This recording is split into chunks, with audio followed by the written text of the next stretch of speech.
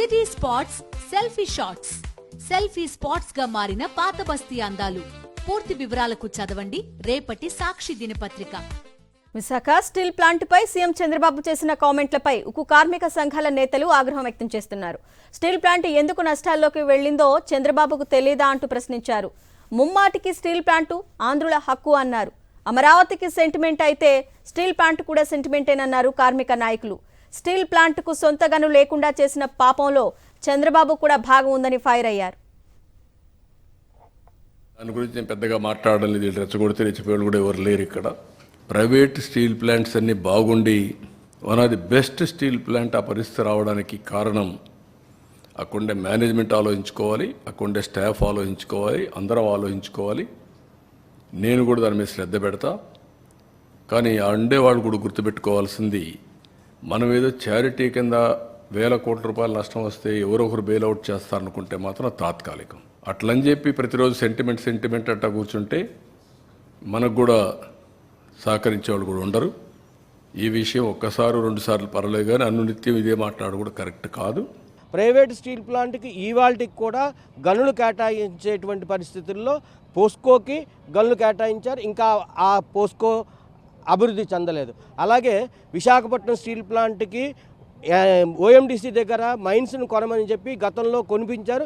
ఇవాళ వరకు ఒక తట్ట ఐరన్ ఓర్ ఇక్కడికి వచ్చిన పరిస్థితి లేదు. ప్రజల సంపదగానే ఉండాలి తప్ప వేరే ఒకటి సంపదగా మారిపోవటానికి వీల్లేదనేటువంటి ఉద్యమంతో ఇవాళ చేస్తున్నాం. ఇది పూర్తి స్థాయి ఉత్పత్తి చేయాలని మేము ఉత్పత్తి చేస్తామనే చెప్తున్నాం తప్ప ఉత్పత్తి చేయమని చెప్పడం లేదు. ఈ చంద్రబాబు నాయుడు గారే ఎలక్షన్ ముందు ఎయిర్పోర్ట్కి వచ్చారు. ఎయిర్పోర్ట్లో మేము చంద్రబాబు నాయుడు గారిని కలిసినప్పుడు మీరేం మాట్లాడాయా ఒకసారి మీరు జ్ఞాపకం తెచ్చుకోండి. నేను ముఖ్యమంత్రిని కాదు, నేను ముఖ్యమంత్రి అయితే దీన్ని తప్పకుండా మేము బలోపేతం చేస్తాం అన్నప్పుడు మీకు ఎందుకు నష్టాలు వస్తున్నాయో తెలియదా? రా మెటీరియల్ ఎందుకు ఇవ్వట్లేదో తెలియదా? దీని నష్టాలు రావడానికి కారణాలు ఏమి లేవు తెలియకుండానే మీరు మాట్లాడారా? ఆ తర్వాత గాజువాకలో మహాసభ పెట్టినప్పుడు కూడా మాకు ఫుల్ మెజార్టీ ఇవ్వండి, మేము తప్పకుండా దీన్ని బలోపేతం చేస్తాం, దీన్ని పూర్ణ వైభవం చేస్తానన్న ముఖ్యమంత్రి గారు ఈరోజు నిన్న ప్రెస్ మీట్లో ఏం చెప్తారండి? కార్మికులు తెలుసుకోవాలా ఎందుకు అవుతుంది? ప్రభుత్వాలు చేస్తున్న ద్వంద్వ వైఖరి వల్ల, దీని కుట్రపూరితమైన నిర్ణయాల వల్ల ఈ రోజు వరకు 40 సంవత్సరాల నుంచి ఒక్క మైన్ ఇవ్వకుండా, ఒక్క రా మెటీరియల్ సపోర్ట్ రాకుండా దీన్ని కృత్రిమ మరణం వైపు తీసుకొస్తున్నారని మీకు తెలియదా? తెలియకుండానే మీరు హామీలు ఇచ్చారని మేము అడుగుతున్నాం. వీళ్ళ విశ్వాసాన్ని దెబ్బతీసే విధంగా మాట్లాడొద్దు. ఎన్నో ప్రాణ త్యాగాలు బలిదానాలతో వచ్చినటువంటి ప్లాంట్ ఇది. సెంటిమెంట్ డెఫినెట్గా ఉంటుంది.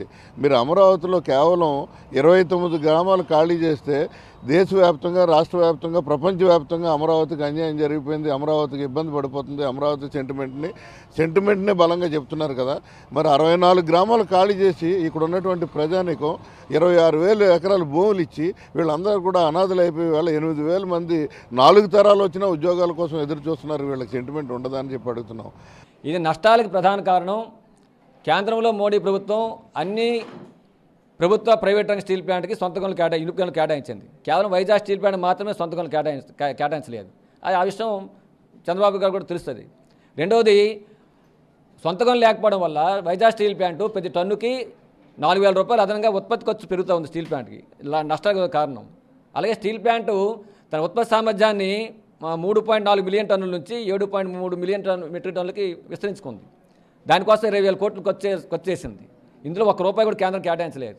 స్టీల్ ప్లాంట్ తన నిధుల నుంచి బ్యాంకుల రుణాలు తీసుకొని 20,000 కోట్లు సేకరించింది. ఇది అప్పుగా ఈరోజు కనిపిస్తూ ఉంది.